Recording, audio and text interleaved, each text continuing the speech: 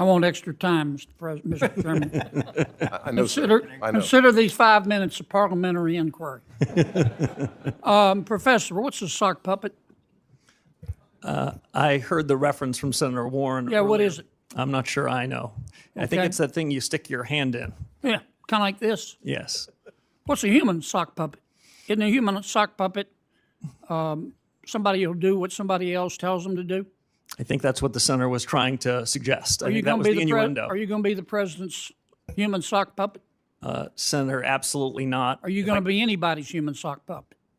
No, I'm honored the president nominated me for the position, and I'll be an independent actor if confirmed as chairman of the Federal Reserve. My friend Senator Warren, and she, as my friend, suggested that, I wrote it down, you will use your power, you might use your power to bail out your friends if they get in trouble, kind of like President Biden did with Silicon Valley Bank and Signature Bank. She didn't say the last part, I just did. Are you going to do that? No, Senator. Okay. The ethics folks, they've cleared you, but they've said you've got to sell some assets. Is that right? Yes, sir. Okay. And these assets that you have, you can't just hold a yard sale, can you? No, not for most of them, sir. Okay, so it takes a reasonable period of time, right? Yes, sir. And you've promised to sell them, right? I did. And if you don't sell them, we'll know, and the ethics folks will know, right? Yes, I'd be in violation of the ethics agreement if I refuse to sell them. But you're going to sell them, right? Yes, Senator, I will. Okay. Can we agree that politicians have the right to offer you advice about what to do with interest rates? Senator, we can agree, and it's not something that I would shy away from. I've heard many senators from this very committee in years past express strong views on interest rates. Okay. Humble central bankers should be listening and then making their own decisions. Some politicians matter more than others. And generally speaking, presidents matter, their opinion matters more than, say, a senator. President Trump has offered his opinion about what you ought to do with interest rates. Is that right? Senator, he has not made his opinion on that a secret to anybody. Yeah.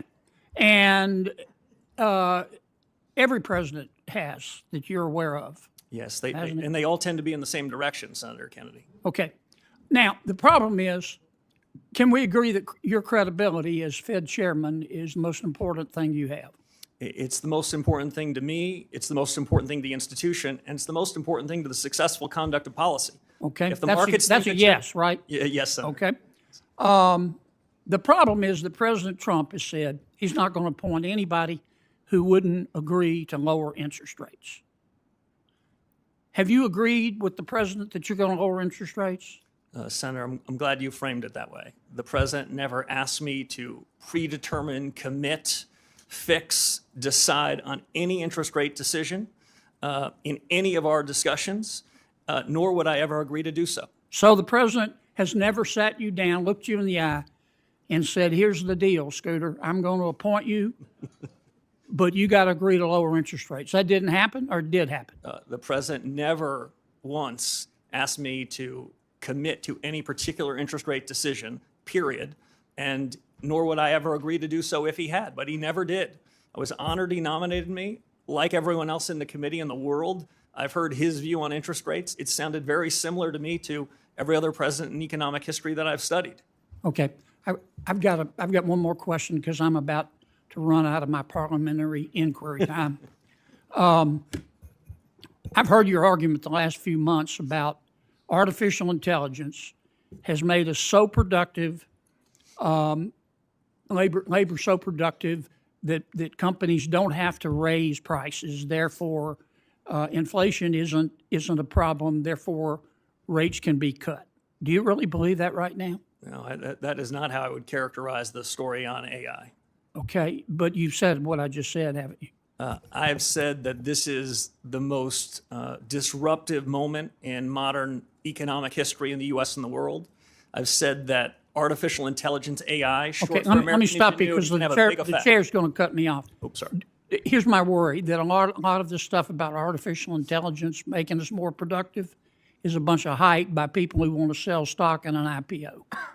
Okay, I'd be careful there. Yeah. Thank you, Mr. Chairman. I'll get to my 5 minutes in a little bit. So you come back about midnight, sir, and we'll go ahead and start it all over again. Brand new day, sir. Brand new day. What makes this exchange so compelling isn't just the humor or the back and forth. It's the deeper tension underneath it about power, independence, and credibility at one of the most important economic institutions in the world, the Federal Reserve. The Federal Reserve isn't just another government agency. It controls interest rates, which affect everything from inflation to job growth to the cost of borrowing money. If markets believe the Fed is being influenced by politics, confidence drops. Investors get nervous. Borrowing costs can spike unpredictably. So when Warsh repeatedly insists he would never commit to a specific interest rate decision in advance, he's not just protecting his reputation, he's trying to preserve the credibility of the entire institution.